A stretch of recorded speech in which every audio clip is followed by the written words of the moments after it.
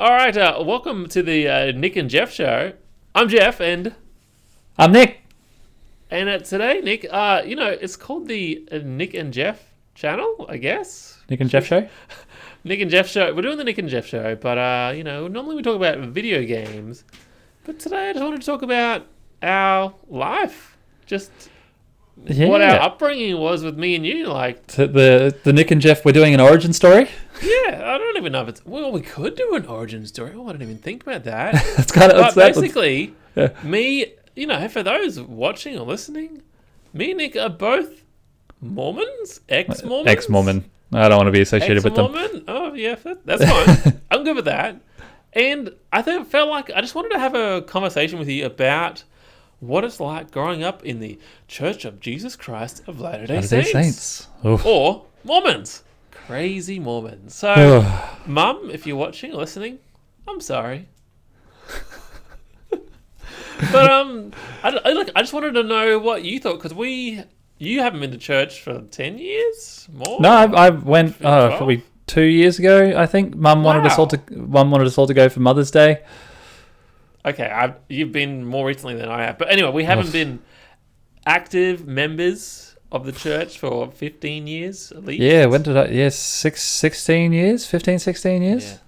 But it's like I feel like it's sort of shaped my life of who I am. Oh, absolutely. It had a huge influence. Absolutely. There is no Nick and Jeff without the Church of Jesus Christ of Latter-day Saints, without those weenies.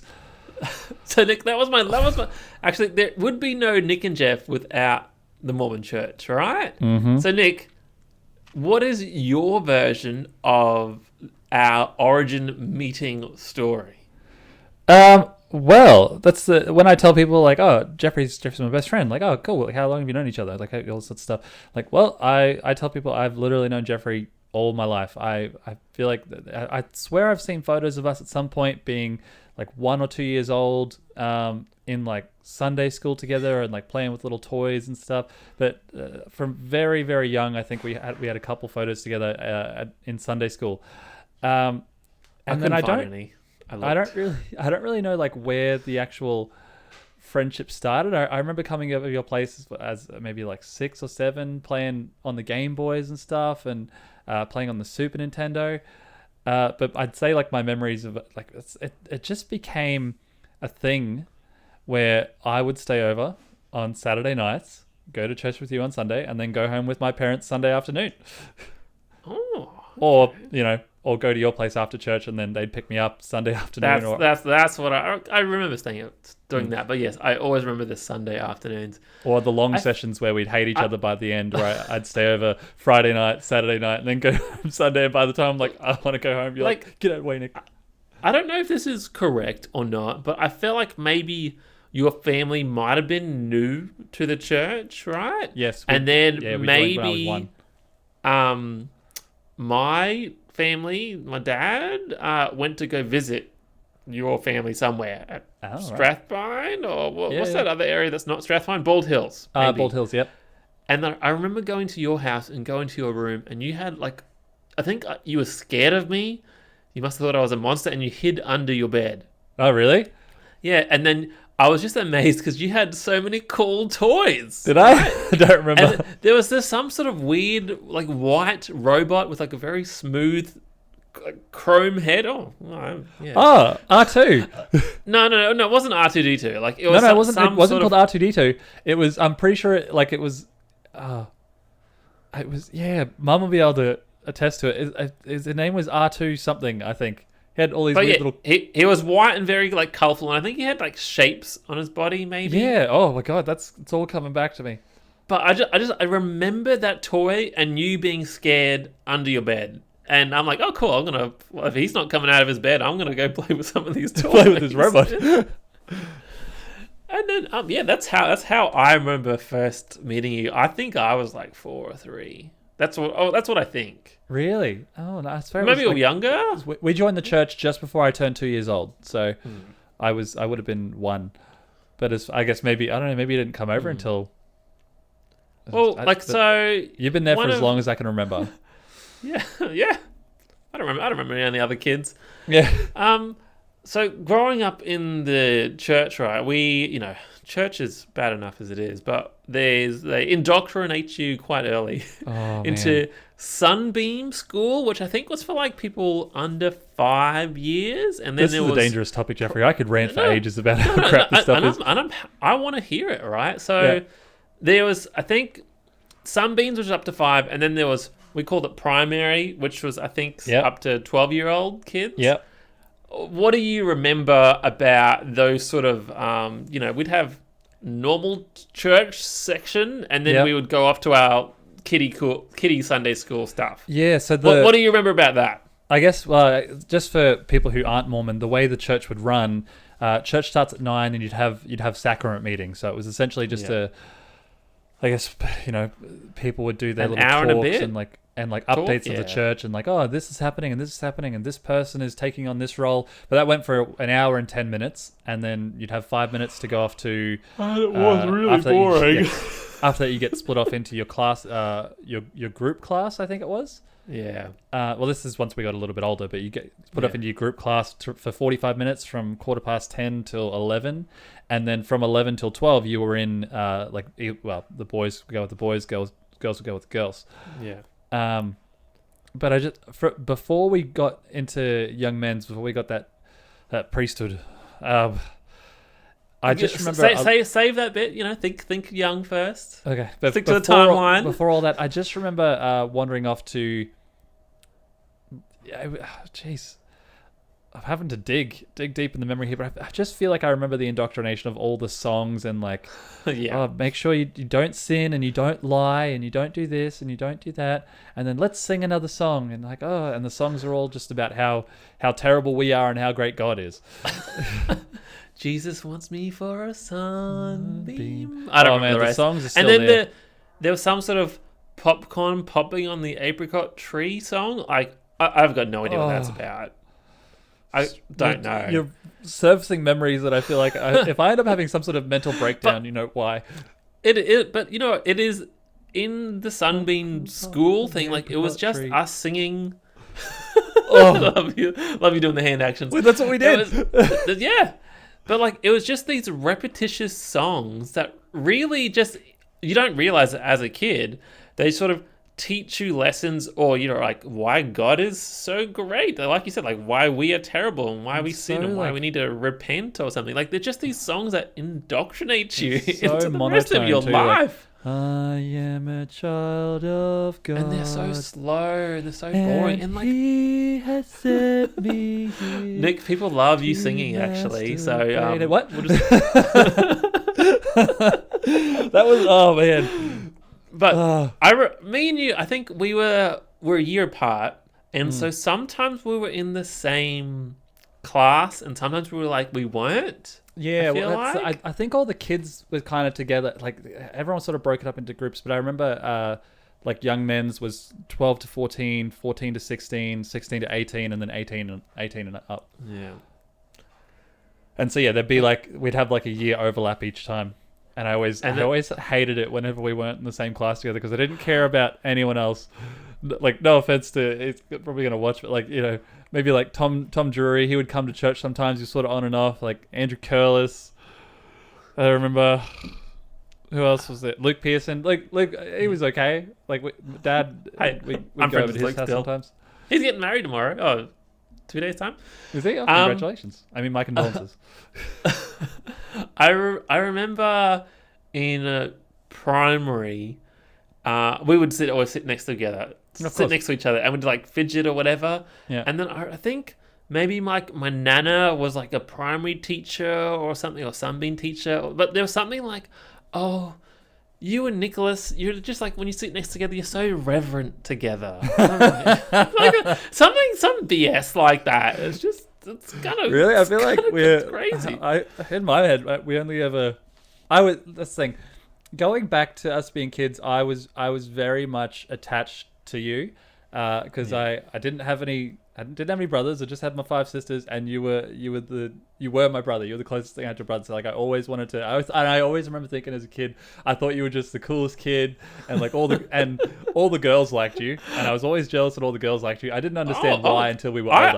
I liked a lot of the girls actually. Yeah. But we know why the girls liked you. Oh, thanks. The girls you weren't still like me interested now, in Nick. But yeah, it's just like I always wanted to. As kids, I feel like I always wanted to follow you everywhere and be with you and hang out with you and all that sort of stuff. And so yeah, I was always like, that year overlap when they're like, no, Nick, you don't get to go in Jeffrey's class. I was like, but I want to go in Jeffrey's class. So we went to each other's houses a lot. I'll get to that. I think I've got another question here. Of course. Like what? So that was the experience at the actual church, at the chapel. Going to these primary lessons or whatever. Yeah. What was it like at home as like a religious home for your family? Very different to yours. Because I remember going to your place, and I'm not sure I'm jumping into your family, but my family would go through waves of stuff where it would come and ebb and flow like the tide and the winds. Every 6 months, Dad would be like, no more TV on Sundays, and he'd cut it off, and no more games and stuff.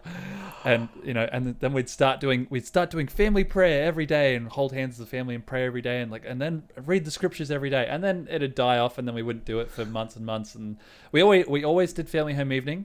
For those, I think family home evening at your house would be so fun and intense because your family's got such a rivalry. Yeah, right.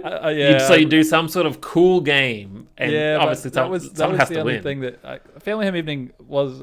Looking back, take away the religious stuff. It's a great idea. It's a great time for like every Monday night we get together from 7 till 8, and we'd do like a prayer, we'd read a scripture, we'd sing a song. But then, we'd play like some family bonding games, and we'd have dessert, and like one person would be in charge of dessert, and we'd all have a role. I really like that concept, right? I think that's a really cool thing to do. Like even if it's some sort of tradition, right? Yeah. Take away the religious lesson. Yep. And absolutely. the prayer. Like I think that's a really cool thing to do. Like if I had children or whatever, like damn it, kids! I did this as a growing up. We spent 1 hour of the week together. We're gonna do it. Like I would make my kids do it or something. To their credit, it's really not that much to us. Like just 1 hour a week, get together as a family and just play some games and like do some bonding and stuff. Like that was good. Take away the religious stuff though. That was crap. But but going to your place. Like I said, my family ebbed and flowed with the how hardcore they were from no TV on Sundays to then I think it had something to do with the football. So when the football started up again, Dad would be like, we can watch TV again. Going to your place, it was always always did that prayer and scripture study, but it was actual scripture study. We'd maybe read like 3 or 4 verses and then we'd be done for the day. Whereas you guys would do it a little bit more intense. What was yours? I remember we couldn't leave the house until we had a family prayer. Yes. And I think I'd always dread doing the prayer. It wasn't that bad, but it's just be I'm a robot, right? Repeating it. Dear Heavenly Father, we're thankful for this day. Please bless that no one hurts each other, and in the name of Jesus Christ, amen. I would repeat this thing very fast, and it was very the same. Look, I can still say it. And if we could hit pause for a second, I remember when we were teenagers and I'm like, I don't want to go to church anymore, man. I don't know. Everything's just everyone says the same prayer. Dear Heavenly Father, we ask you to bless this food, may it nourish and strengthen our bodies and be good for us and make us strong and healthy. And we say these things in the name of Jesus Christ. Amen. It's blah, blah, blah, blah, blah. The same bullshit every time. Fuck, get a new song. Write some new fucking lyrics. Get new songs, yes. Why aren't there new hymns?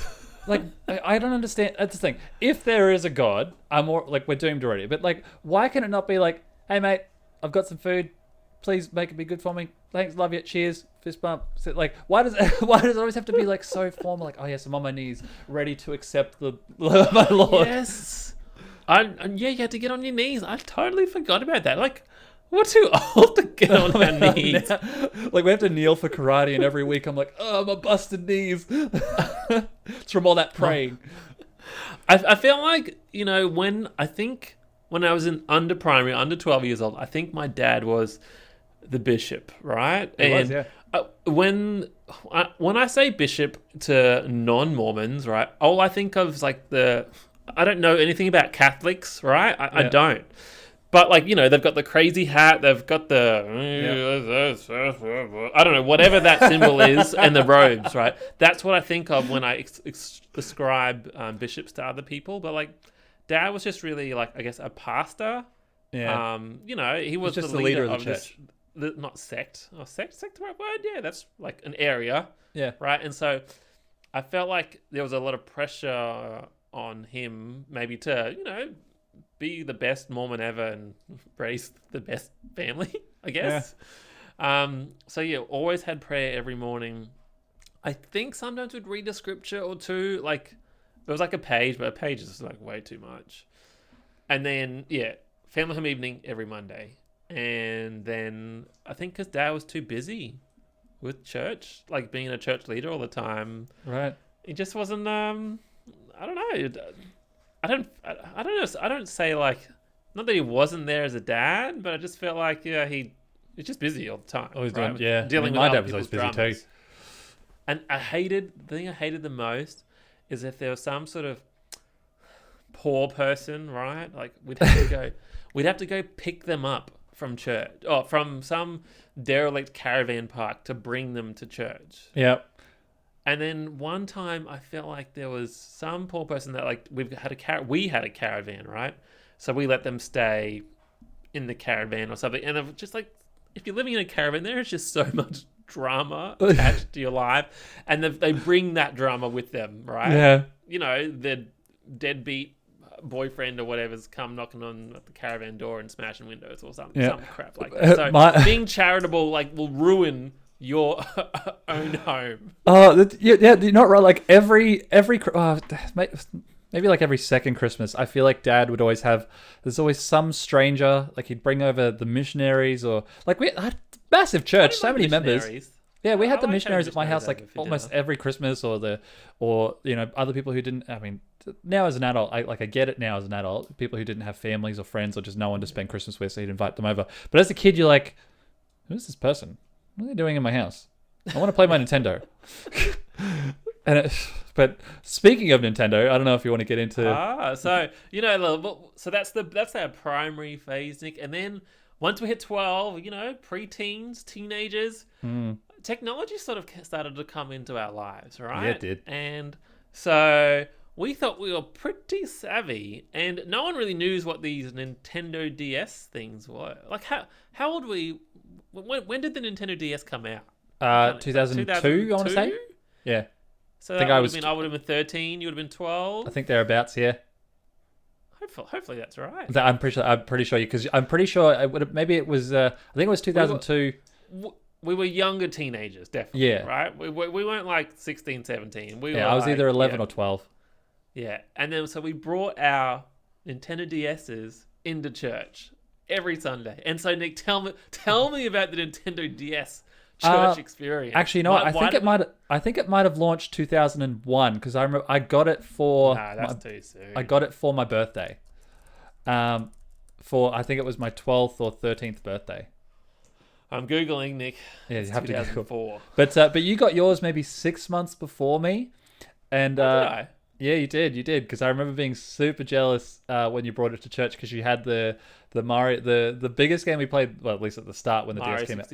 Mario 64, and it was the bomb game. So you draw back the stylus and you'd shoot the bomb-ombs up at all the cannonballs up at all the bomb-ombs. And yeah, like I remember like crowds of boys and girls and even then adults would come around and be like, oh, what's this game? Because people are so dumb with technology back then. Like we're on MSN Messenger and all, like using our dial-up internet, and we're using that stuff all the time. People had no idea. So we got away with it, Nick, because I think, we're taking notes for our church lesson, right? Meanwhile, take that, Bob. Notes on PictoChat. Yeah. And I just remember being in Sundays in the main church thing. What's it called? Sacrament. Sacrament meeting, yeah. Where, you know, all the pews are lined up and we're all segregated into our families. You know, they ask you to sit with your families instead of all the kids, you know, mucking about. Yeah. And like, so you're like, I don't know, 20 meters away from me. Yeah. And we'd bust out a Nintendo DS and would like get onto Picto Chat, and we just thought we were so cool. It was so cool because it was texting before kids had phones, because nowadays kids have phones and they're all connected to the net, and they'd be messaging left, right, and center, but they'll never know the secrets of all those Picto Chat messages. Like, I love that there's a level in Smash Brothers for Picto Chat and all that sort of stuff, because we'd sit there for an hour just, hey Jeffrey, yes Nick, penis. It would always come down to drawing penises. But like the Picto Chat thing was just, it was awesome. It was a lot of fun. Oh, it was great. So much fun. Could you have that much fun now? Probably. I guess. No, I think we're too old for it now. Yeah, now it's just too easy to send a GIF instead of making your own creativity and drawing something. I think so, yeah. Yeah. But yeah, people would like, they'd all want to have a go as well. Like, we'd be in the middle of some sort of lesson, and you're like, oh, what are you doing? Like, oh yeah, we're just taking notes. Oh, you want to try this? And do all the mini games and stuff. Like, we thought, oh, really cool.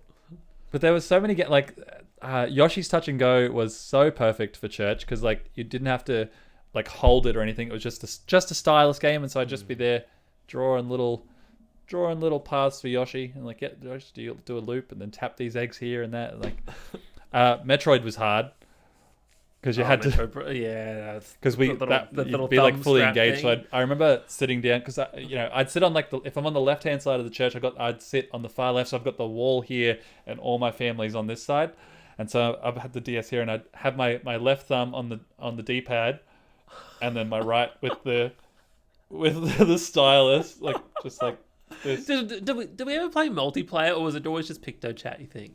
No, we played multiplayer stuff. We definitely played multiplayer stuff. I think Yoshi's Touch and Go had a multiplayer too, didn't it?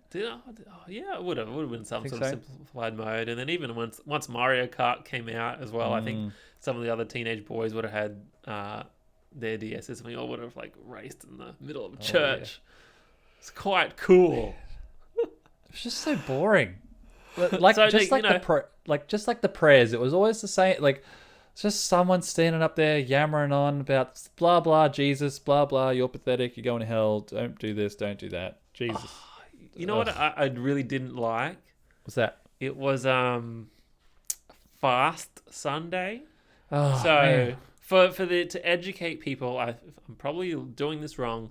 On the first Sunday of every month, you would skip 2 meals, right? Yes, that's right. And I think I thought it was for some sort of weird health reasons, but actually you're meant to donate 2 meals worth of money on top of your normal 10% tithing. Mm-hmm. Right? So 10% of all your income is supposed to go to the church if you want to be a good Mormon. And then on first Sunday of every month, 2 meals worth of money is like donated, and I think that money specifically went to, I don't know, some sort of charity, right? I hope it did. Yeah. But anyway, like, as a teenager, like as a growing boy who'd need food and sleep, it was the worst. Like, and then I got jealous of you because I reckon your mum always packed you snacks. Fast Sunday, I'd wake up early and go down into the pantry and sneak food because I was starving. Like, I'm like, I know what this day is. Fast Sunday, stuff that, and I'd run downstairs and like sneak all this food and eat it. It was just like, you know that as well as I do. Like, I'd come over your place and I'd always hungry, always eating food, and I just like, man, Fast Sunday was just the worst. Like, hey, let's starve all day. And people, I mean, now as an adult, I know people do that as a diet, but like, eat some food, man. Oh. It was really bad. So, like, we're teenagers now, Nick. Now we're moving on to the teenage story. So once we hit 12, I think we became even better friends. We would visit each other's house, or would ask to go over to each other's houses every Sunday, like nearly every Sunday, right? You said, either stay over Saturday night or Sunday afternoon, and I'd have to like beg one parent, like, "Oh, can I go to Nick's?" And no, gosh, no. Back that up. There was can never. Nick come over? What percent? Okay, what percentage do you think you would come to my house versus I would come to your house? I liked coming to your house. I didn't like sleeping over your house. And why is that? Because your house made all these noises, and I couldn't sleep at night. I was scared, I think. Yeah, there were multiple. I think like I couldn't There remember was how many multiple times it times where I happened. rung mum and dad, probably like 11 p.m. or something. I'm like, Yeah, I'm I couldn't going to remember how many sleep. Can times you it come happened, but there here? was one time. I remember your mum came over real late, and she's like, "You're not staying over anymore, Jeffrey, because I'm not picking you up at this time again." It was your bloody fire alarm. Oh, It the would smoke beep. alarm. The smoke alarm, But yes. it was definitely you weren't the only person too. Like I had my sisters had friends stay over and stuff, and they'd go home too. I loved that house, It but must yeah, have been some sort of Indian burial ground. it was a like thinking about it now though, like how magnificent was that house? Like, can you imagine having that house now? Like that house, I felt like it is as a kid, right? It was huge. I think when I visited as an adult, there was probably so much stuff around Oh in yeah, every aspect of the house that it felt cramped smaller and and cluttered. smaller, like Yeah, as I got older. But like yeah. as a teenager, right? Like your house was incredibly huge, like And the massive. yard, Of it was course, like and you have that big yard. 7 bedrooms or something like that. It's essentially what people would call a mansion today, I think. Yeah, well, it's no one's mentioned anymore. A bunch of townhouses. Yeah, It's gone. but Um, yeah, I 90% of the time I was at your house, and 10% you come to mine. I think. That's fine. And it's because like you'd come over and I'd be like, oh, okay, I played video games for enough. Like, oh, Nick, as I think as a before a teenager, like, oh, the Super Nintendo, it's getting too hot. We can't play anymore. You can believe me every single time. Oh, what an idiot! And I'd be like, no, Now we just gotta blow on them some more. we played a lot of video games.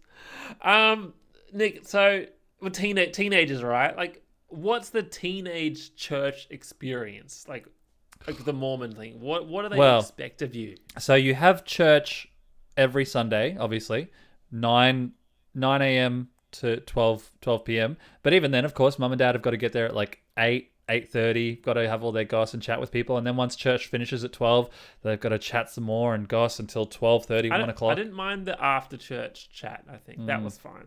It was the before church stuff that sucked as well. But like, but on top of that, after church, you'd have to, as a young man, the Mormon church. Guess what? Newsflash: you're very misogynistic and oppressive to women. They have like their job is essentially to just birth children and then shut up. Yeah, Like, sorry. prove me wrong. Tell me I'm wrong. But like their job is to make food and suck dick. That's all it is. I'm sorry. But the men, we had to do home teaching on top of church. So that would mean visiting two families. Was it every Sunday? That I think it was every I Sunday. hated that. And I think it was like at least once a month, but you probably had 6 families assigned to you, so it something felt like like that every Sunday. and do some sort of lesson. So I remember doing that with my dad. We'd go visit someone's house and talk for an hour about some more church stuff, and then we go to another person's house and dad would talk some more about church stuff. But also we'd had Tuesday night activities, youth activities.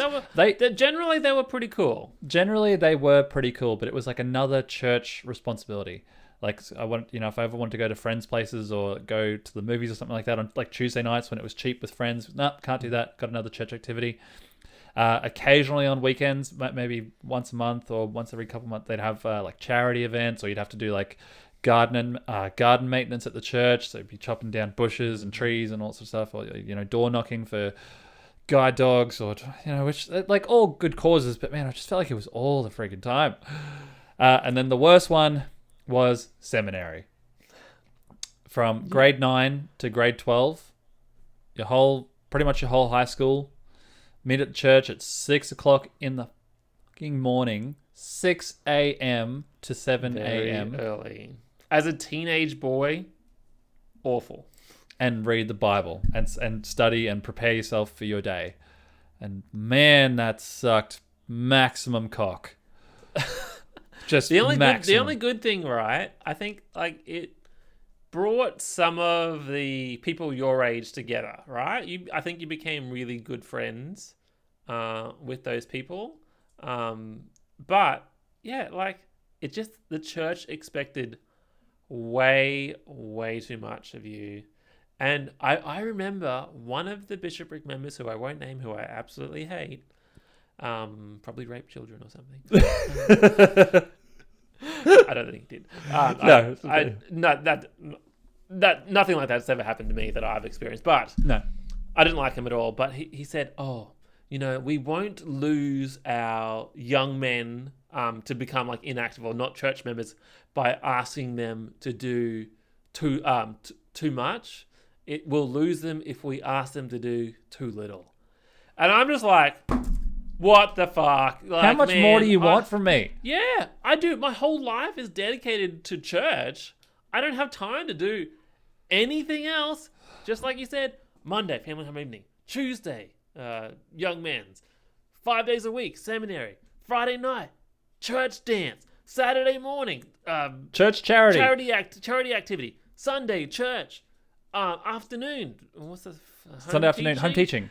And then sometimes there'd be like another thing back at church on Sunday night.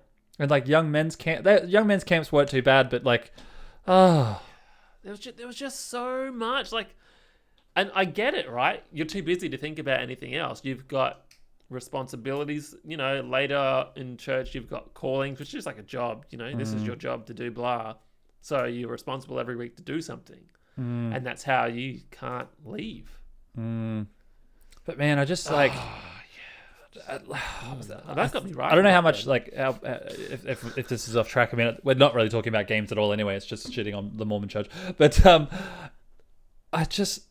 it's so hard, like, to be raised in an environment, to have this fear of hell and death, and like, oh, don't touch yourself, don't swear, don't listen to this music, don't, like, and then going to school and everyone else just being normal. I just remember, like, I had all these friends, and like, you have a class of 30 students in primary school, and each class in high school you've got about 30 kids in each classroom, and I'm the only Mormon kid, and it's just like, people would start swearing, or people would be like, oh, check out this music, or check out this, even video games. Like, we love video games. And your mum taking away Resident Evil 4, it's too violent.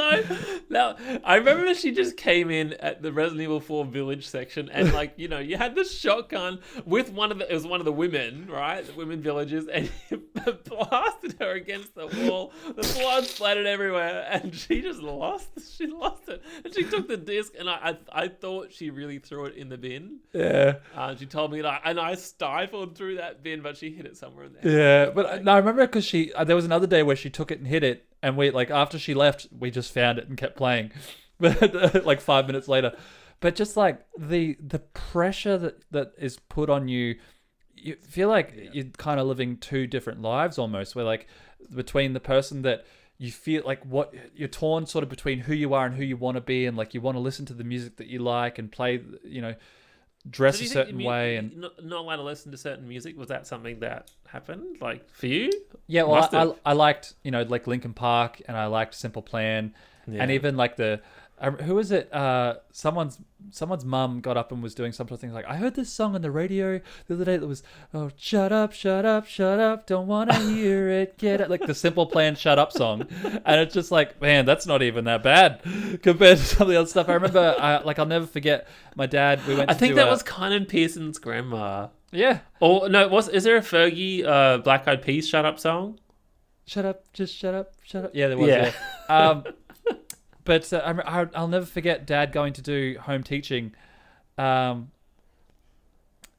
he was like, oh, like, here's a comparison of like how you can live your life. So listen to this music, and he puts on, I don't know, I have a family here on earth, and going off, like, listen, feel how wholesome this song is. Oh, like, no, and then put on this song, and it was Nirvana's Smells Like Teen Spirit. With the lights out, it's less dangerous. Here we are now, entertain us. And it's just like, he put on the song, I'm like, oh yes, I love this song. And he's like, no, Nick, we don't listen to this music. It's listen to him screaming. Your dad would have listened to all, I don't know, old bands like AC/DC, I don't know, all this old rock, right? No, he liked the Beatles and... Yeah. He surely would have been into all that other music. A little bit of Elvis and stuff. I know my dad would have smoked the wacky tobacco. He was a hippie. I don't know for sure, but like, there's no way he didn't, right? Like, he did a whole bunch of stuff and then discovered the Mormon Church, like, when he was 30 32 or 33 or something. Oh, right. So, he had quite a few years to do whatever the hell he wanted. Oh, right. I did not know that. And then he must have wanted to find purpose in his life, and he. I mean, my dad joined at 25 as well. I don't know. Yeah. Like, ugh. I think he just wanted to find some sort of community aspect. Man, that whole Joseph Smith story, like, I remember thinking it was weird as a kid, but then, if you haven't, even as a non-Mormon, the Book of Mormon is the funniest thing I've ever watched in my life. The movie. Did you ever read the Book of Mormon? Okay. My answer, there's a difference between reading it and understanding it. And I remember I read it, but just like, I remember I'd read like a chapter a day. And this was when I was like 12 or 13, I think I read it. And I'd be reading the words. I'm like, thou shalt not do this, and the wording that they use. Like, I'm struggling to learn English as it is. Then they're trying to teach me English from fucking yonks ago. And it just didn't make any sense. I'm like, I don't know who this guy is. I don't know who this guy is. There's 400 people in this book, and they've all got wacky names, and it's just mental. Ugh. I think because the Book of Mormon is like, I don't know, 35 different books or people or something, right? I couldn't get past like the first, 30 pages out of 200, 350. I don't know. I couldn't do it. Never could do it. And you're right, I couldn't retain. Like, I know some stories, right? Because we've been so indoctrinated with some of those Mormon stories and tales and stuff. The Nephites and the Lamanites and the Israelites and oh my God, the Wankerites. I've never heard that one. I love it. Yeah. I love that. But yeah, I don't know any of the Book of Mormon, really. Actually, I've got one thing. Yes. Pokemon came out late 90s, right? Yes. And one of the things we had... Oh, yeah, mid-90s? Yeah, 1996 96, yeah.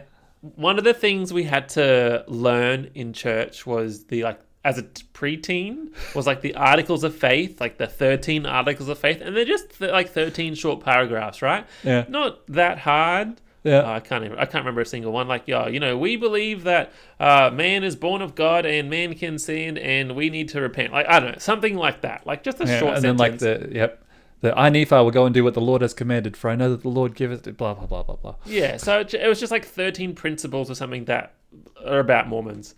And then, one of your challenges before you finish primary is to learn all those or memorize all those and be able to say them, right?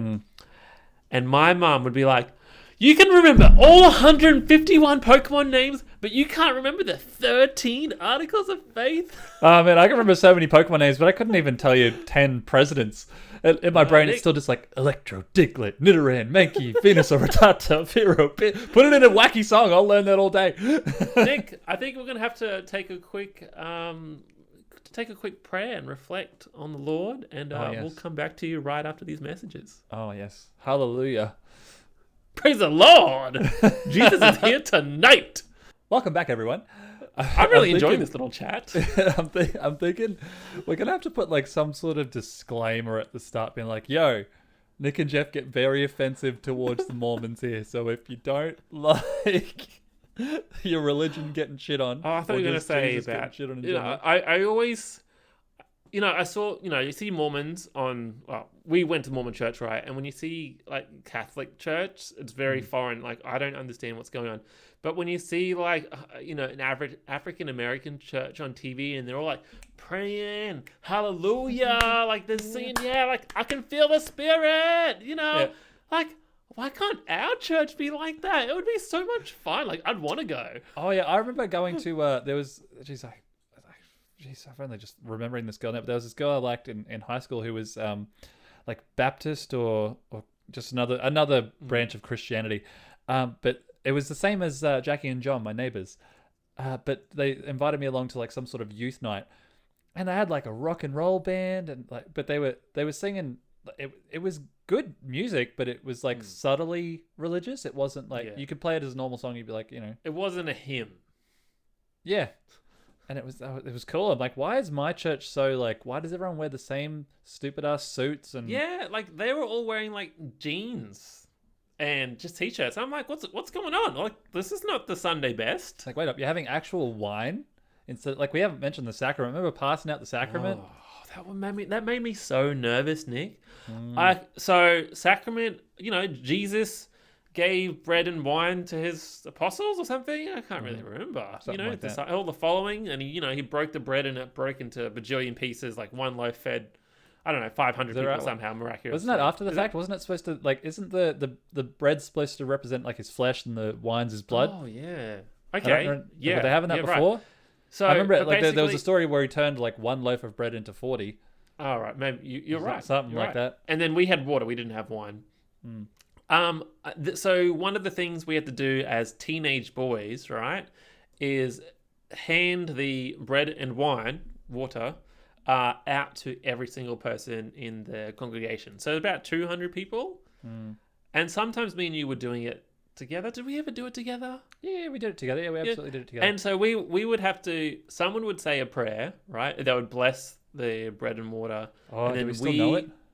No. Wait. Come back to that. Okay. So this is as when we were younger teenagers, like between 12 and 13, we'd deliver it all, right, to everyone. And we'd have like some sort of little coordination, like we'll go here, and we'll pass them back and forth.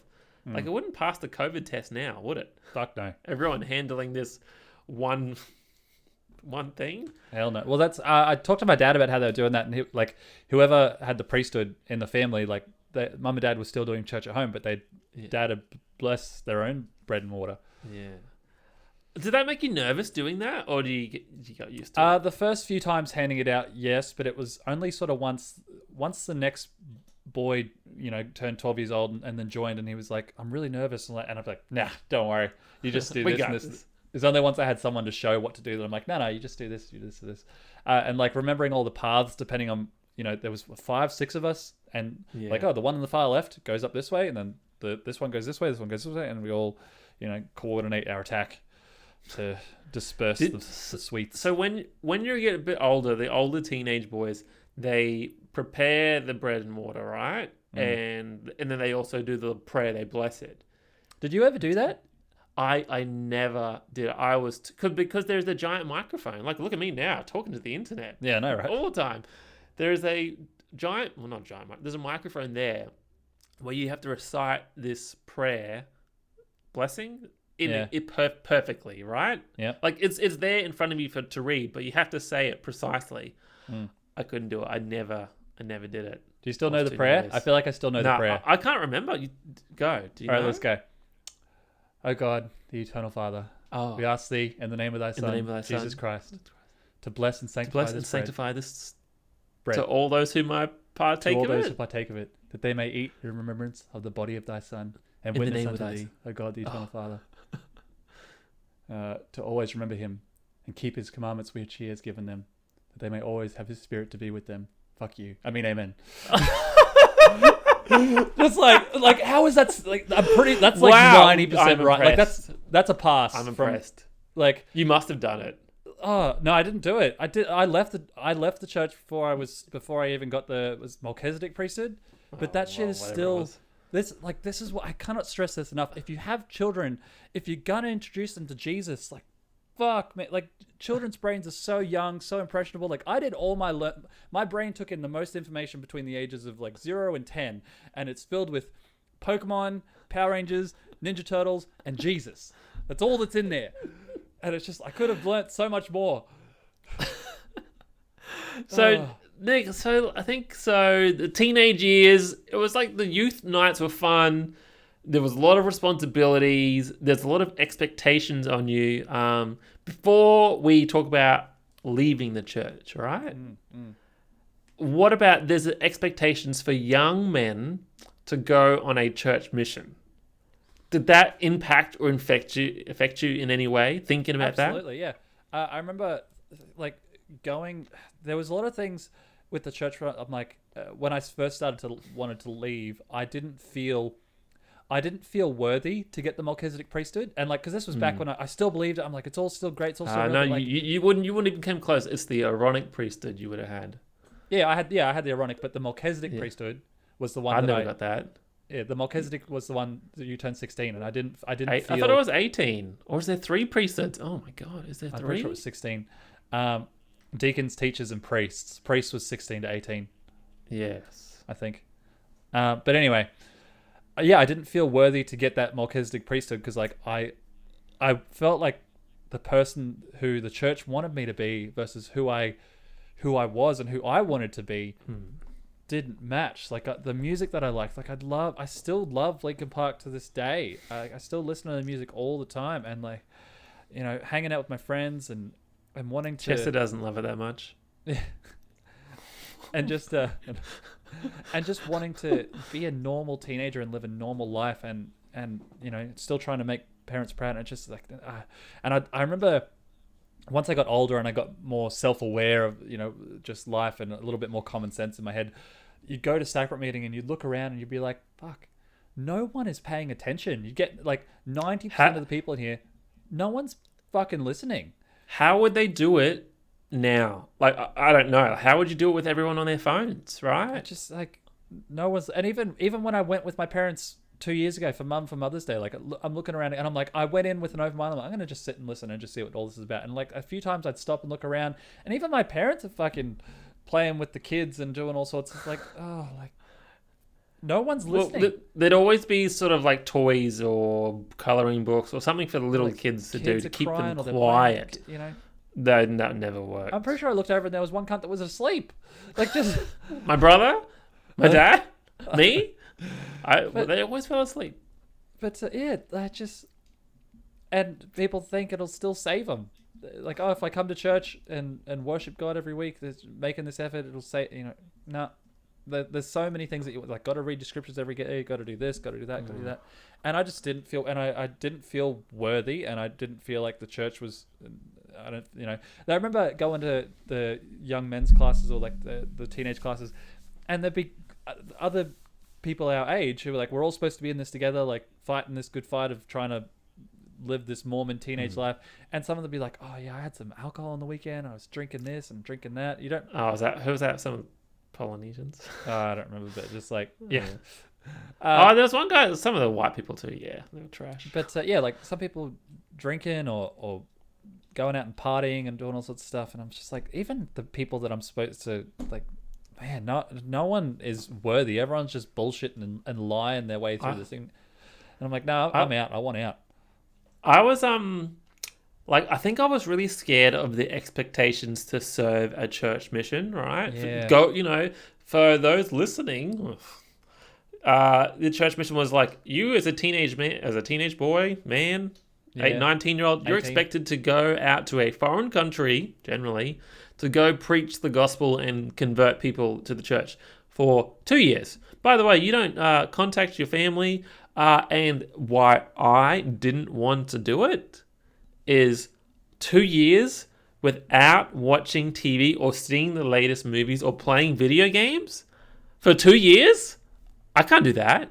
No. And that's why I never even had it in my mind that I was actually going to do it. Yeah, but then my brother went on one, right? And like the church is sort of geared to like, well, at the time, if you went on a mission, right, church mission, and you came back, you could have any woman you wanted because they all they all are trained to desire return missionaries, right? Yeah. That's the way I felt. Yeah, you're not wrong. Like if you weren't a return missionary, you weren't like really worthy of getting a girlfriend or a wife or doesn't matter whatever, if you're hot, right? you're hot trash. You're hot trash. So, and then you would watch all these Mormon men come back from the missions, and within 6 months they are married. Yeah, right? They're married. And of course, they're probably horny men, and the church forbids sex before marriage. Sex is a sacred thing between a man and a woman to make babies. Yeah, so like that's why everyone got married so early, and they were so desired because like, all right, like, we can fuck. Boy, do they do that.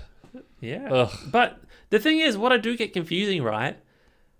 There was no like talks of like the church doesn't forbid like condoms or contraception or anything like that. Yeah. Where I don't know if some sect of Catholics, Christianity. I don't know which one, but like some of them don't. Like, any seed that isn't in a woman is lost seed to God's eyes or something silly like that. Something crazy. Yeah. But yeah, I never wanted to serve a church mission, and I never did. No, neither. Life before that. But yeah. I did feel guilty. You know why? Yeah, and that's they have a real good way of making you feel guilty. Like the amount of times I went in for whatever interview it was, you go in for an interview with the bishop to move up in the priesthood or just like a general meeting. Like, it'd be like every 2 years, I'd say. You'd have some sort of interview, like to go up to the next little level in our something like deacon that. You go priest in and he'd be teenager. like, and he'd be like, Nick, are you reading your scriptures? No. Are you praying every day? No. Are you paying your tithing? Look, I work hard for my money. No. One time my dad gave me birthday card, right? Yeah. And normally it's like $20, and it was like $20 and $2. So he gave me $22, right? Yeah. And he's like, happy birthday, Jeffrey. Don't forget to always pay your tithing. But he gave me $22, so really he should have given me $22.20. $22.20. And I'm like, I can't pay my tithing on $2. But even like, it's you're taught to be judgmental. Like I remember handing out the sacrament, and if people didn't want it, I'd be like, oh, what have you done? Oh, yeah. Why do you not feel worthy to take the sacrament? And I remember like this like superiority complex of like, I'll take the sacrament. I've been a good boy. It's like, you're right. There's total judgment, because then it'd be like, oh, why didn't they take the sacrament? And I think if you were like an older person, right, you meant to like, okay, no, I did something not so great this week. I'm going to reflect on that and try to do better, right? I think that's the idea. Like, so it's not like a guilt trip, but if you don't take it and everyone is watching you, right, at least in your row, yeah, like they're going to know, oh, what did this person do? Oh, hey there, friend. Did you have a bad week? Hey, what's going on, buddy? Do you need any help? Like, did you cheat on your wife? You know what? Like, speaking of the judgmental stuff, actually, that's the last time I would have gone. It would have been it was 2 years ago for Sammy's kids. What's the christening? Why would they christen their child? I don't get it. They're not religious. No, that's the thing. They still believe. They still like your older sister's the same, right? I don't get it. Libby joined a Baptist church, I want to say, and Sam and Sarah will still say that they believe in God. And that's the thing. After I left, for the longest time, I'd be telling people like, "Oh yeah, I still believe there's a God."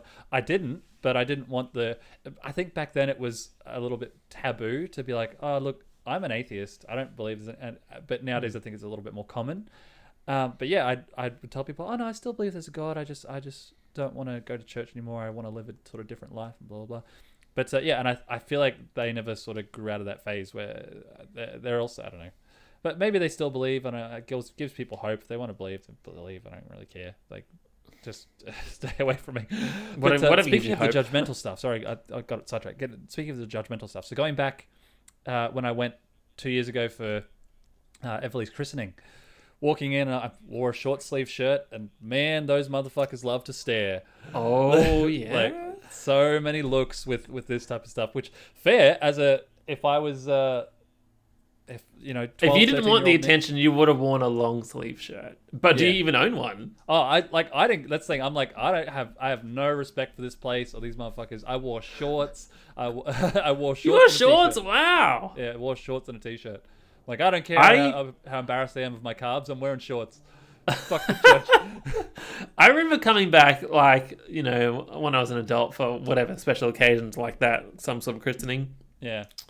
Or someone's baptism or whatever. And I'd be like, wear like my fancy shirt, like not just the white boring shirt. I'd be like, like my work shirts or whatever. And I'd be like, yeah, I don't come to church anymore, but I'm here today for a special occasion. And look at me, because I look different and fabulous. Oh, that's right. I am a homosexual. Would you like to know more? I'm not sure if that's something you don't have to talk about if you don't want to, but that's something I feel like would be so different, and I think very important to talk about for you, because I mean I'm just another middle-aged now heterosexual white male but being a homosexual white male. Oh yeah. Okay, you're right. I didn't really think about this, Nick. Is that, like I said, I felt like I was torn growing up, being who I wanted to be, like playing the games that I like, listening to the music that I like, and and then who the church wanted me to be. But you would have had such a very different internal struggle with who you like and who you're attracted to, and what you want versus. But you were being told, oh, you're going to burn in hell for this. Yeah. So I do have a very specific story about this. Yeah. I felt like I guess I knew I was gay, but maybe I didn't. You don't know as a teenager, or I didn't really know. Sometimes you like girls. Yeah, like sometimes you like girls, sometimes you like boys, right? Yeah. And like I liked a lot of the church girls. I felt like, Dion, if you're ever listening, like I feel like we could have made it, but now you've got 7 or more beautiful children in Tasmania. Looks like you live the happiest life. I really like Dion. Was really pretty. Nadia was really hot. I like Nadia. Yeah, she's cool. I don't know. I wasn't attracted to Nadia. And then there's another girl, Christine. Tiny sister. Malia? Malia. I had a massive crush on Malia. Are you going to go see them soon? Actually, we'll come back to that. There's some sort of more ex-Mormon party going on. No, I did like some of the girls, right? But they never really... I wasn't a returned missionary, right? So they weren't... I didn't have abs back then. Yeah. But I remember one time before going to seminary, Dad would do his personal study or whatever... Yeah. And he picked me up to go to seminary or whatever, come home. And he'd be like, it's the story of, I think it's Sodom and Gomorrah or something. Like, some sort of cesspool town. Everyone turned gay and, I don't know, there's casinos and gambling and sex or some all the crazy fun stuff alive. All the fun stuff. And then one family member's like, okay, we've tried to fix this town, but it's too far gone. And God's like, don't worry, just run away. Don't look back. Do not look back. Don't look back. Otherwise, they'll turn into a pillar of salt or something like that. Right? Right. Anyway, so, the father took his children and his wife, and him and the children kept going, but the wife was like, oh, what's happening? I can hear an earthquake behind me. I must look. And then she turned into salt. Right. So just like Raiders of the Lost Ark. Indiana Jones. You'd probably be surprised how much of that is religious. But I don't know if that's Mormon or just normal Christianity. But Dad turns around to me in the car and he's like, Jeffrey, he read that story or something. Yeah. He's like, whatever you do in life, just don't be gay. Really? And he's like, don't be gay. And I'm like, yeah, okay. I'm not gay, Dad. And I don't know, I would have been 15, 16. Oh, you knew you were gay then. You told me by then. Yeah, but like it was just like okay, all right. And then so I didn't tell my parents for a long time, right? Yeah. Well, when I was 19 or 20 something, Andrew was just my housemate for a good year at least. I think at least a good year. But that was, I guess, I don't know. Like, did I knew I was gay, so I ran away with this person to, I guess, be free of the church and live a homosexual lifestyle. I don't know. Like, that's really, I have to think about that a lot more, actually, about the pressure of getting, like the pressure of getting a wife. I don't know if I've ever really sort of talked to you about, like, as I don't know if that would have eaten you up inside when they're preaching away, being like, oh, you don't, thou shalt not steal, thou shalt not kill, thou shalt not lay with another man. I was more worried about when I had those like interviews with the bishop, and it'd be like, are you keeping the not word of wisdom's the food, law of chastity? And I'd be like, no one has ever said the word masturbate, right? Yeah. And I was a teenage boy. I masturbated a lot, everywhere, all the time. I was like, but I would not masturbate on Saturday night because I'd have church the next day. Because you'd have internalized guilt, like, should I have? Oh, what did I just do? Yeah, I'll never do that again. Next, 2 hours time. Let's do that again. But I remember doing like baptisms. Remember baptisms for the dead? Baptism for the dead. Oh, sorry. I got to finish my gay story, Nick, before I forget. Yeah, of course. Sorry. So I came out, right? Everyone, my mother didn't talk to me for at least a week. My Mm. brother said he felt like he failed as a man or as a brother because I was gay, and like that was his fault. Like he failed because I was gay. But then my dad said, "Oh, Jeffrey, he came. He said, "Oh, I Remember better have he a." came to your house. He Yeah. came to my house, and I'm like, "Oh my god, okay." That was even worse than coming out. And everyone left the house. Oh, Andrew left to go be with Chris and Drew or whatever, and then it was Yeah. just me and my dad. And he was like, "Jeffrey, okay." He just wanted to talk and know. Yeah. And he's like, I asked you when you were 14 Yeah. or something, young, that like, are you gay? And you said no. You told me no. And I'm like, I was a teenager and you just told me everyone just died Yeah. because they were gay, right? Like, Yeah. how, like, why would I say, oh yeah, Dad, I think I am. Yeah. Yeah, like, Yeah. kids these days, right? I've got it pretty easy. I don't feel too hard about it, but kids these days have gay Netflix TV shows to go watch about being a gay teenager in school, and then no one's being beat up because they're gay or teased. Well, not that we know of. I don't know. Yeah, I spoke to some of the but- 13-year-old girls at karate last week, and I was like, "Are there still bullies in schools?" She's like, "Oh yeah." They're like, "Oh yeah, there's still bullies." Yeah. So I don't know. But at least they've got representation in media in some sort of form. Yeah. Right. So I feel like that's really good. But Yeah. that's my. And then I came out and no, just fabulous. I wouldn't have you any other way. Yeah, I don't know. That was. I remember when I went to leave. That was one of the things. Let's talk about when do we leave, Nick? Tell me, you stopped when you were like 17, I reckon. No, it was before we were 16. You would have. Maybe you would have went less. I think I went less, but I was maybe like 3 weeks away from 17. I think. Wow. Maybe. What? Well, And you said maybe I like was I'm not 17. going anymore. But I haven't. Let's say It's been an hour, and I haven't mentioned him at all. He became one of my best friends. Ben Worry. Worry. Oh, we were a trio. Yeah, we had seminary at his mum's house. Yeah, we really were. Like, we hung out, all three of us all the time. We'd all play Smash together and stuff. Like, Ben was just a bigger part of my Mormon upbringing as you were. But when I met Ben when I was 12. You were also physically close. Yeah, Ben was Ben was on the couple street hundred meters. parallel to me. Ben lived on the street parallel to me, and so I was over his house. I wonder if Ben, if you're listening, like, love you, thanks. Yeah, we do. Yeah, we do. Love I don't him, think he does. I do love you so much. But my parents, I love them to bits. Religion is the only thing we can't talk about because I'm very unapologetically atheist, and like none of your shit makes sense. It's just stupid.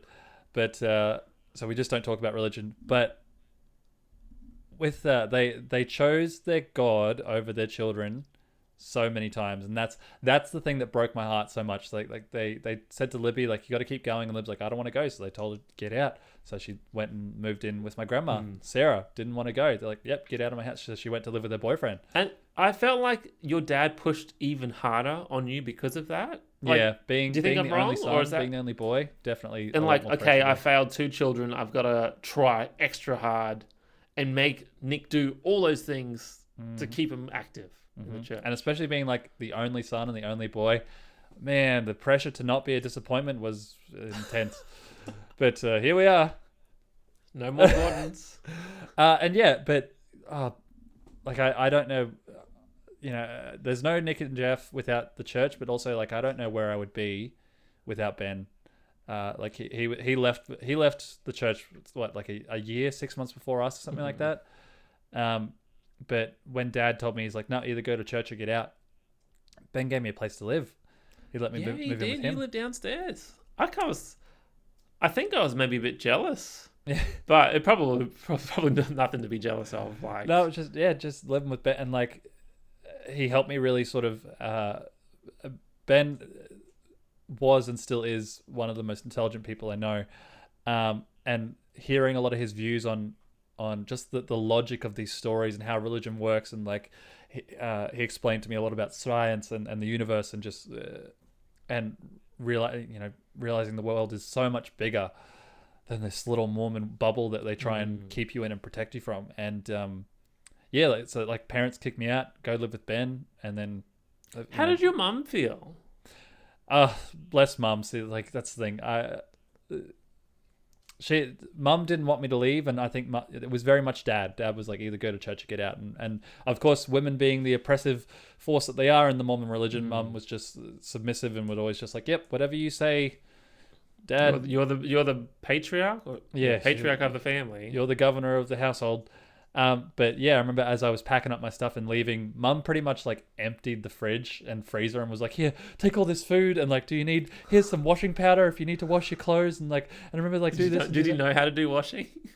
No, my mum always did all washing and stuff. But yeah, I remember like all these pies and sausage rolls and stuff that they had in the fridge. She's like, here, take all this stuff, and like she'd made a bunch of spaghetti bolognese. She's like, here's all these containers with bolognese, and just like gave me bags and bags of like food and stuff to just be like, please be careful and look after yourself. I love you so much, and all this. And like, I'll never forget that to the day that I die. That would have taken so much strength of your mum to do that.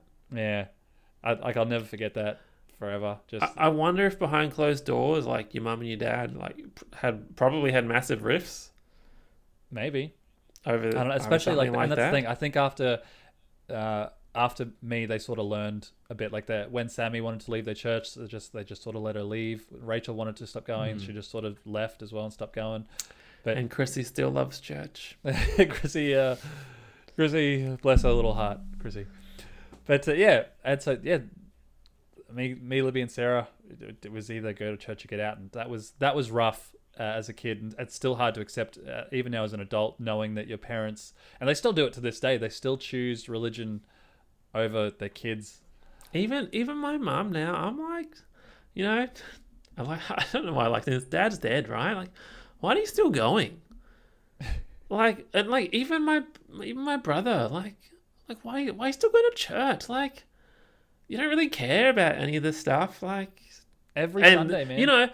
My brother, I asked him a while ago, right? And when he served the church mission, right? And then he said he had some sort of experience where someone was possessed by a devil, or something like that. But like, the way he describes this experience, he's like, I felt the negative energy in the room. I felt evil spirits, and when we did the prayer or whatever, and it was, I don't know, the demon trying to leave the body or something crazy. But like, he just said he knew at that moment that it was true. Like, what they were doing was true or whatever. And like, that scared him into fear believing that like the church church was right. And he said, like, I can't explain, I don't know. I'm just making this up, but like the lights flickered and, the room shook kind of thing. Like, he can't explain how that happened in that situation. And that's one of the reasons why he's a true believer of the church or something like that. Like, Troy, if you listen, like, tell me I'm wrong about that story.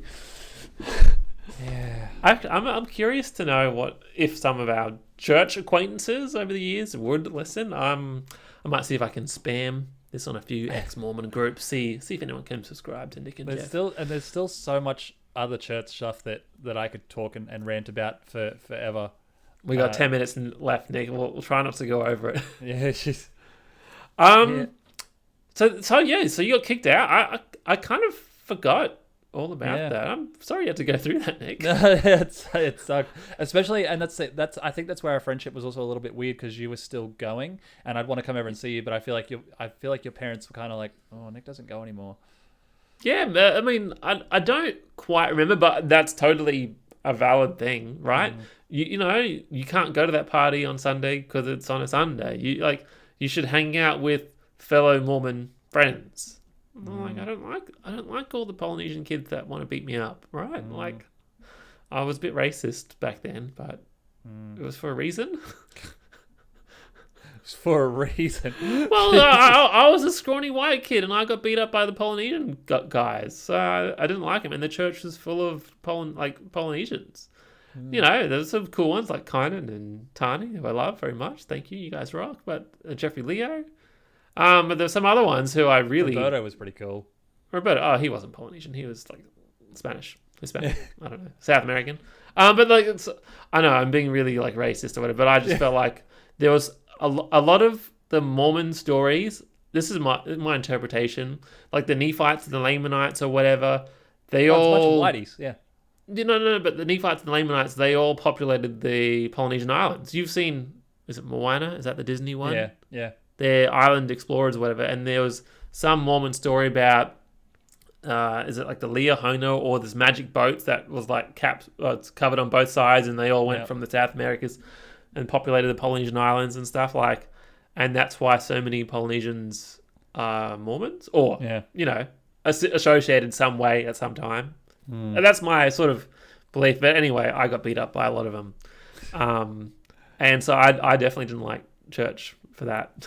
Right. I don't know. One thing that I think still shits me is a lot of the backtracking with stuff, like the things that they haven't sort of committed to. So even you know what, Nick? I'll say this as a quote. I remember someone saying, yeah.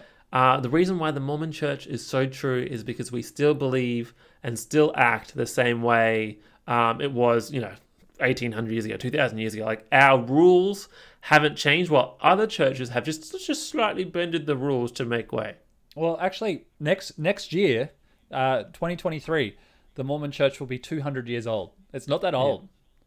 Like, wow, I'm glad you know. No, it's young. Like 1823. 1823 was when Joseph Smith found the plates and made up some stories. Man, we've got to save Joseph Smith for another day. 1823, 200 years ago. That's not that fucking long. No, it's not. Compared to when all the other Bible stories were told and written. And the old Joseph Smith stories are based on, things that happened. But Jesus went to the Americas or whatever, like all those stories. But like the religion itself of Mormonism is only 200 years old. But remember how they would teach, make sure you don't lie or you'll go to hell. Make sure you don't steal or you go to hell. Make sure you don't murder or you go to hell. All the 10 Commandments. Yeah. And got to obey the 10 Commandments, the word of wisdom, all this, the law of chastity, all these things. You got to, otherwise, you go to hell. You go to, and then the older I got and the more the world sort of got the internet and started communicating with each other and logic and reason started to be a little bit more, common sense started to be a little bit more common. They were like, oh, no, that's all been sort of misinterpreted. Now, it's okay to be gay, just don't act on those thoughts. You won't go to hell. It's okay to be black. Yeah, right. It's okay. The black people can't have pass the sacrament or take sacrament or have the priesthood. The Mormons didn't let darker skinned people join the church until like the 1960s or 70s. Yeah. It wasn't. And even then, they couldn't do much. They're treated like women. Oh, so bad. It was like they were racist as fuck, and then now the backtracking be like, oh no, the Bible's just been misinterpreted and like it was written back in olden days, and so now you have to understand it through modern times and this and that. And like, no, you're just backtracking because you know that it's not what you're saying. It's not okay. So, do you think it's a cult, Nick? Like, absolutely. We're adults now. Looking from the outside, like, it is such a cult. Like, my parent or mum, she doesn't see it. Just my brother, like, you don't see it. It is a cult. Man, absolutely brainwashed. And like, say you make $2,000 a fortnight. Can you imagine giving $200 a fortnight to Jesus? That's a new. That's a nice new car. Yeah, that's a real nice new car. That's like what? That's like a $40,000 loan, maybe. It's a lot of money, and do people still pay tithing? Like, that's. Oh yeah. Jesus gives back so much more though, Jeffrey. He gives it back tenfold. Well, Nick, you probably don't even realize there's all these stories about, will the Mormon Church will ask its members to donate because, we need money to build churches and build roads and help people out or whatever, right? And there'll be a time where the church is so prosperous and have so much money and so much wealth that we won't need to ask that of you anymore. Don't they have like billions of dollars in the bank? Did the church I don't know the amount of money, but it's like $200 billion, right? In just cash. Or investments into shopping malls or whatever. Like, so the church is sustainable, right? By itself. It doesn't need income from its members. But, if you're not prosperous now, like if this isn't prosperous, then what is? What is? Yeah, what is? When are you going to stop asking all your members to donate their hard-earned income Yeah. before tax, Mm. and give it to the church. Actually, I haven't mentioned this yet, but you'll be excited to meet him. The new guy who's moved into my room, into renting out one of my rooms. He's an ex-Mormon as well. He left So when much he to talk about. yeah he served a mission. He left when he was like 25. I think he's like 28, 29 now, something like that. So he's been out for about 3-4 years. He could have been the special third guest. He said that he was like, I told him, I was like, oh, we're gonna do a Mormon show, and he's like, oh, can I feature on it? I was like, no, you can listen, subscribe. Subscribe. But yeah, it's just like, man, like the indoctrination, like surely anyone that's made it this far and listened to the show would be like, yep, even Nick to be able to recite that prayer, and like us to know and remember all these songs. Like you pick a song, and they've got 100 songs to choose from. They'd sing the same 30 over. I'll and be over like, what's your favorite hymn? oh. Push your shoulder to the wheel, push along. Push the Lord. Fuck off. Just Yeah, fuck off. and look, those lyrics are all about chugging along and building the church or whatever. Like, everyone's in the same boat. Now, Jeffrey, we've got another 2.5 minutes left on this before we can end. There's still a couple things on your topic list we haven't talked about. I don't know if you want to keep going. You've got like sex shops and adult stores. I was to say, as a post-Mormon, right? I haven't been excommunicated yet. Walking into sex shops, I was like, oh, or I'd be like, I shouldn't be here. But like alcohol stores, I would feel so guilty. Like I shouldn't be here. Like, and I drank alcohol when I was 19 or 20 or whatever. Like I didn't care early as a teenager or whatever, but I felt guilty. Yeah, I didn't feel like and like every sip I took of alcohol, I'm like, oh, there's more petrol for them to throw on me in hell. It's just like yeah. Is there anything else you want to bring up, Nick? Oh, there's so many things that I could talk all day about Mormon stuff. Let us know in the comments. Let us know in the comments if you want another Mormon discussion one day. If you want to delve deeper into like the psychology of the religion and how it. I think I'll wrap this up in like 20 seconds. I felt like I had a good upbringing. Like it wasn't terrible. Oh, right. Yes. Yeah. I enjoy the family values. Like it really pushes being a family. Yeah. Right. And that's fine. Like I feel like I had a pretty okay family. But it pushes you too far and it asks too much of you for all the people. Like it's too much. And that's why I wanted to leave, because I couldn't stand it. And I like dick. Yeah. Yeah, and for me it was just I couldn't be who I wanted to be. I like the music that I like. I like to talk the way I like, and I like to be who and you can't be who you want to be, and you're just sort of held back forever. And so when you get to finally go into adult shops and go buy alcohol and all, I didn't care about smoking, but I'm glad I don't smoke. And then you know what? My sister got married, hasn't been married, can't find a boyfriend, left the church. I left the church. I'm gay. My brother's son. It doesn't matter how hard you try on your children; they're going to do what they want to do. Yeah. Oh well. Thanks for watching, listening. Yeah. Do all that sort of stuff. Hey Nick, make sure you subscribe. Yeah, subscribe. And let us know if you want to hear more Mormon stuff. Yeah, more comments. And Nick, I'll say I love you before the time's up. Bye.